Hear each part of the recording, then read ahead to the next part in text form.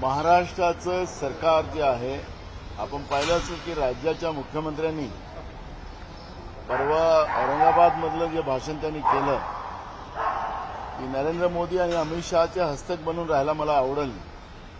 राज्याच्या मुख्यमंत्र्यांनी राज्याचं हस्तक असायला पाहिजे.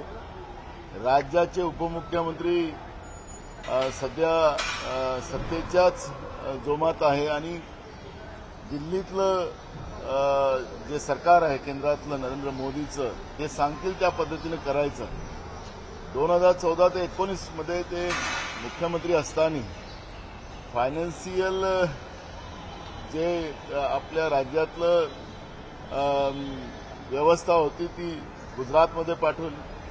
राज्यातलं पाणी गुजरातमध्ये दिलं. गुजरातचा आशीर्वाद आपल्याला बनला राहिला पाहिजे. गुजरातल्या नेत्यांचा आशीर्वाद आपल्याला बनलेला राहिला पाहिजे.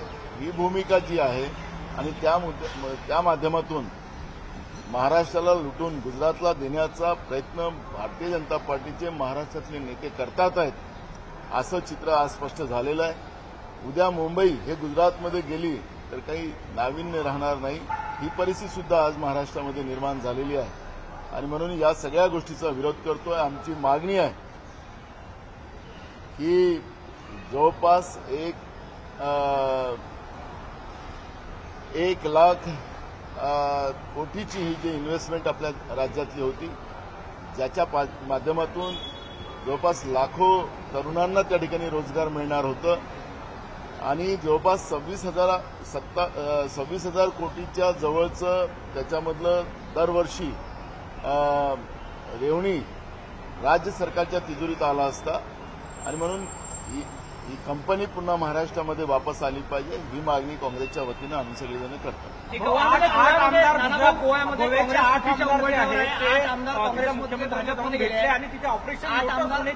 भाजपमध्ये गेले आहे. महाराष्ट्रात सुद्धा काही आमदार जे आहेत ते फुटीची चर्चा जी आहे ती समोर येत असते. काय सांगायला आपण पाहिलं असेल की राहुल गांधींची जेव्हापासूनची पदयात्रा सुरू झालेली आहे, भारतीय जनता पार्टीमध्ये बेचैनी सुरू झाली. केंद्रामध्ये बसलेलं नरेंद्र मोदीचं सिंहासन डोलायला लागलेलं आहे आणि म्हणून त्या माध्यमातून काँग्रेसच्या आमदारांच्या या पद्धतीच्या बातम्या पसरवणं आणि आपण पाहिलं असेल की झारखंडमध्ये काय झालं. झारखंडमध्ये जे 2 आमदार त्यांनी पैसे घेऊन विकत घेण्याचा प्रयत्न केला, आखरी ते वेस्ट बेंगॉलमध्ये सापडले, ते आता जेलमध्ये आहेत. पण झारखंडचे सरकार ते पाडू शकले नाही. बिहारमध्ये त्याच पद्धतीचा नितीश कुमार सुद्धा त्या लोकांनी प्रयत्न केला होता. आखरी त्या ठिकाणी त्यांना त्यांची जागा पाहायला त्यांना मिळाली आणि म्हणून मी आपल्याला सांगतो की हे विकत घेण्याचं आमदारांना ज्या पद्धतीनं लोकशाहीला विकत घेण्याची भूमिका भाजपने नेहमी आपल्या डोक्यात ठेवलेली होती, भ्रष्टाचाराच्या माध्यमातून पैसा गोळा करायचा आणि पैशाच्या भरोशावर आणि केंद्राच्या सत्तेचा आधार घेऊन केंद्रीय तपास यंत्रणेचा दुरुपयोग करून या पद्धतीनं देशामध्ये राजकारण जे सुरू आहे याचा प्रत्यय आहे. याला काही आता वेगळं या पद्धतीचा हा चमत्कार झालेला आहे असं कोणी मानायचं गरज नाही. ही भाजपची जी घाणेरडी राजकारणाची परंपरा आहे त्या परंपरेचं हे दर्शन आहे. गोव्याचे आमदार भेटले, आमदार जाणार का? तुमचा काही संपर्क झाला, चर्चा झाली, काय झालं? मला त्या विषयावरची कुठली माहिती नाही. नानाभाऊ, सांगलीमध्ये घटना झाली आहे ज्यामध्ये साधूला माणूसपणे जी आहे ती मारहाण झालेली आहे. पालघर सारखी घटनेची आता पालघरमध्ये जी घटना झाली मागच्या वेळेस, त्याचं ज्या पद्धतीनं संघ असेल, हिंदू संघटना असतील, भारतीय जनता पार्टी यांनी ज्या पद्धतीचे आंदोलन केलेत आणि त्या साधूला मारलं गेलं, अशा पद्धतीचा गवगा कोरोनाच्या काळामध्ये केला. आपण आता राज्यामध्ये योगायोगानं भाजपचेच गृहमंत्री आहेत, भाजपचंच सरकार राज्यामध्ये आहे, कारण की ते हस्तक आहेत मुख्यमंत्री, त्यांनी मान्य केलेलं आहे. त्यामुळे भाजपचं सरकार आहे आणि भाजपच्या आणि स्वतःच हिंदू सम्राट म्हणणारे लोक याच्यामध्ये साधूवर अन्याय होत असेल, त्यांच्यावर मारपीट होत असेल, तर आता हे कोणाला तोंड दाखवतील राज्यामध्ये कायदा सुव्यवस्थाच राहिलेला नाही. मलाईचे खाते घेण्यासाठी ज्या पद्धतीची चढाओढ चालू आहे, अजून राज्यामध्ये पालकमंत्री दिले गेलेले नाही. जिल्ह्यातले सगळे योजना बंद आहेत, पण सरकारला कुठलीही काळजी नाही. त्यांना नरेंद्र मोदीचं आणि अमित शहाचं हस्तक बनून राहायला आवडतं आणि राज्याच्या जनतेला वाऱ्या सोडायचं. आणि म्हणून सांगलीमध्ये झालेल्या घटनेचा निषेध काँग्रेसच्या वतीनं आम्ही करतोय. मंत्र्यांनी कारभार सुरू केला नाही, मंत्रालयामधून कारभार मंत्र्यांचा सुरू झालेला नाही, आपापल्या बंगल्यामधूनच काम करतात. अनेक मंत्री यांनी सांगतात रिनोव्हेशन सुरू. बघा, त्याला लोकशाहीशी संबंध नाही. आपण पाहिलं असेल, आजच संसदीय समितीचा एक रिपोर्ट आलेला आहे कोरोनाच्या बद्दलचा, आणि त्याच्यामध्ये केंद्राच्या सरकारने दुसऱ्या लाटेमध्ये ज्या काही उपाययोजना करायला पाहिजे होत्या त्या उपाययोजना केलेल्या नाहीत.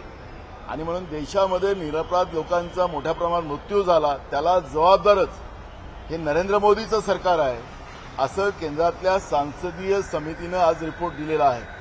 आणि म्हणून देशामध्ये लोकशाहीच राहिलेली नाही आणि स्वतःच्या मस्तीसाठी, स्वतःच्या ऐशोआरामासाठी केंद्रातलं आणि राज्यातलं सरकार चालते असं चित्र आज देशामध्ये निर्माण झालेलं आहे. आणि म्हणून केंद्रामधले जे ऐशोआरामातलं सरकार नरेंद्र मोदीचं आहे, 10 लाखाचा सुटबुटाचं सरकार आहे, हे सरकार जे आहे त्याचा असर महाराष्ट्राच्या सरकारवर पडलेला आहे, हे चित्र आपण पाहतो. हो, काल मुख्यमंत्र्यांनी पंतप्रधानांच्यासोबत चर्चा केली आणि आमच्या राज्यातल्या कंपन्या इथंच राहाव्यात अशी विनंती केली. म्हणजे एक प्रकारे त्यांनी मान्य केलं की महाराष्ट्रातल्या कंपन्या ज्या आहेत त्या कुठेतरी पळवल्या जातात. बरं, आता मुख्यमंत्र्यांनी जेव्हा प्रधानमंत्र्यांशी बोललं असं तुम्ही सांगताय, आता त्यांच्या विनंतीला प्रधानमंत्री मान देतात का नाही देत हे आता आपल्याला लक्षात येणार. आखरी कंपन्या त्यांनी घेऊन गेलेल्या आहेत, राज्याचं पाणी घेऊन गेलेलं आहे, खूप साऱ्या गोष्टी मागच्याही सरकारमध्ये 14 ते 19च्या काळामध्ये घेऊन गेलेल्या आहेत.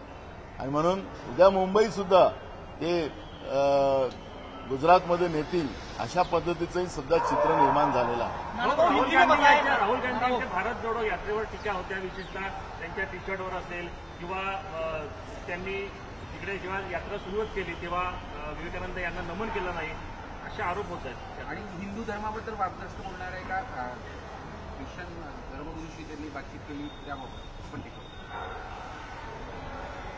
आपल्याला माहितीसाठी सांगतो की भगवान श्रीराम यांनी कन्याकुमारी ते काश्मीर ही पदयात्रा केली. पहिल्या शंकराचार्यांनी कन्याकुमारी ते काश्मीर यात्रा केली, रामदास स्वामींनी यात्रा केली, पदयात्रा, आणि चौथे राहुल गांधी. मी हिंदू आहो, हिंदूला मानणारा आहो, मी अमुक धर्माला मानणारा आहो असा गवगवा करणारे हे नकली असतात. मी मुद्दामून हे 3 नावं वाचून दाखवली. राहुल गांधी त्याच्यात चौथे आहेत. आखरी धर्म हा सगळ्यांना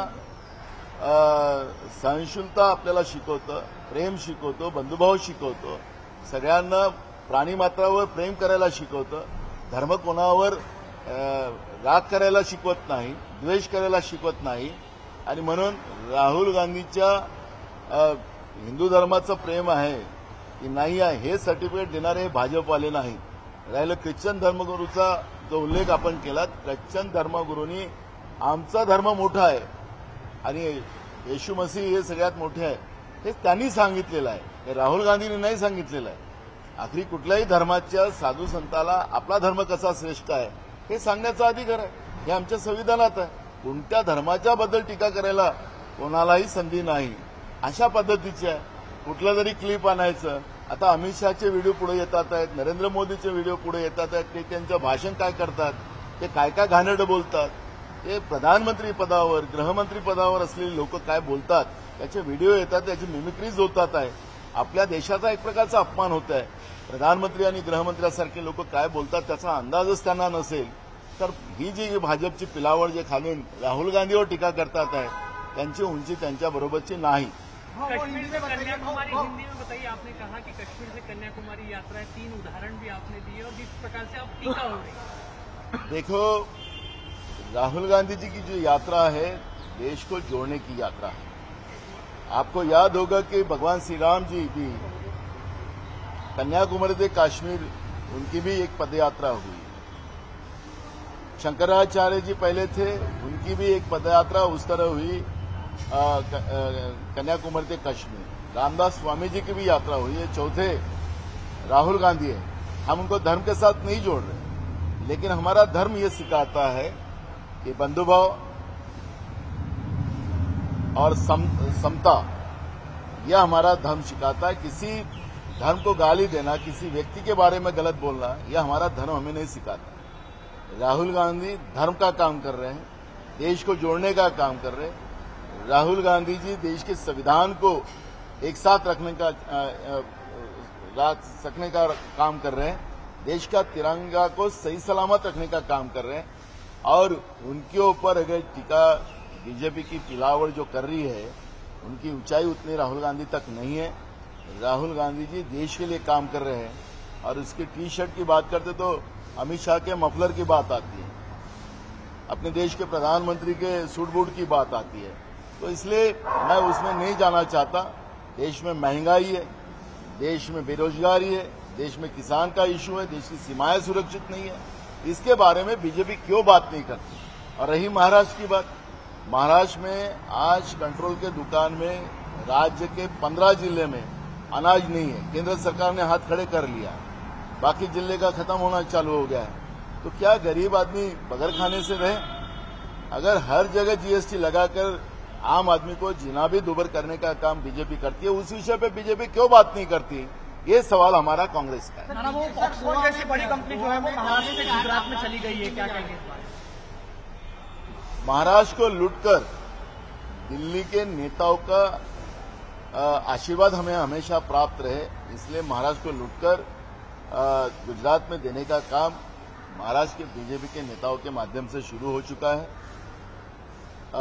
2014 से 19 तक भी बहुत सी चीजें महाराष्ट्र से गुजरात चली गई। आपने देखा होगा कि ये जो सरकार आई, महाराष्ट्र की ईडी की बीजेपी प्रणीत सरकार जो आई, ये सरकार ने भी वही काम चालू किया है।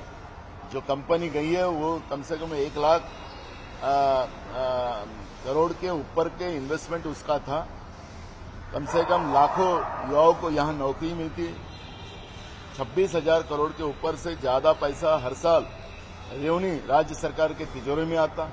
इस तरह की बड़ी बड़ी कंपनियां गुजरात में भेजने का काम है। मुझे तो ऐसा लगता है कि जिस तरह से महाराष्ट्र का जो गुवाहाटी और पूरे देश में जिस तरह से बदनामी करने का काम केंद्र में बैठी हुई बीजेपी की सरकार के माध्यम से हुआ, तो उसके पीछे का कारण ही ये था कि महाराष्ट्र को बदनाम करो और महाराष्ट्र की पूरी औद्योगिक व्यवस्था को गुजरात में लेके जाओ। और मुंबई भी कल गुजरात में अगर लेके गए और ये लोगों ने दे दिया तो कोई नई बात नहीं होगी। ऐसी स्थिति आज महाराष्ट्र में है। सर, गोवा में कुछ आमदार बीजेपी में शामिल हो रहे, क्या कारण है? हमेशा कांग्रेस की देखो, केंद्र में बैठी हुई बीजेपी की सरकार ये जैसे लोकशाही से चुन के आए हुए लोक प्रतिनिधि को खरीदने का जो काम कर रहे बार बार, और उसको ही वो अपने आप को बड़े समझने का काम करते हैं। लोकतंत्र में इस व्यवस्था का विरोध हर जगह होता है। जो बिकने वाला वो बिकने दो, इससे कोई फर्क नहीं पड़ता। उनकी जगह कहाँ आती है, आज तक हमने देखा है। अरुणाचल में ऐसे ही सरकार तोड़कर बीजेपी ने उस समय में वहां पे मुख्यमंत्री बनाया था, लेकिन जब मुख्यमंत्री पद से गया तो उसने आत्महत्या की। तो आप लोगों को इसलिए मैं उदाहरण दे रहा हूं कि बीजेपी जो लोकतंत्र का मजाक कर रही है, भ्रष्टाचार का पैसा नोटबंदी में जिस तरह से कमाया, उस पैसे का उपयोग कर मैं नोटबंदी का भ्रष्टाचार इसलिए बता रहा कि दुनिया का सबसे बड़ा अगर भ्रष्टाचार कोई हुआ होगा दुनिया में, तो नोटबंदी जैसा भ्रष्टाचार कभी नहीं हुआ। वो नरेंद्र मोदी और अमित शाह के माध्यम से हुआ। वो पैसे के माध्यम से आज लोकतंत्र को खरीदने की बात अगर बीजेपी कर रही है तो लोग उनकी जगह उनको दिखाए। सर, राहुल गांधी को जिस तरह की प्रतिष्ठा मिल रहा है, उसी में उसको लेकर बीजेपी और कांग्रेस में जो विवाद चल रहा है। देखो, कांग्रेस को कोई विवाद करने की जरूरत नहीं है। जिस तरह से राहुल जी ने पदयात्रा शुरू की है, पदयात्रा में जितना सहयोग और जनता का भीड़ उनके पीछे उमड़ रही है, उससे बीजेपी की दिल्ली में बैठी हुई सरकार परेशान हो गई। और वो परेशान होने की वजह से इस तरह के गलत वक्तव्य कर मूल उद्देश्य को डाइवर्ट करने का उनका काम शुरू है। महंगाई, बेरोजगारी, देश को तोड़ने का काम जो वो कर रहे हैं, किसान को तकलीफ दे रहे हैं, देश की सीमाएं सुरक्षित नहीं है।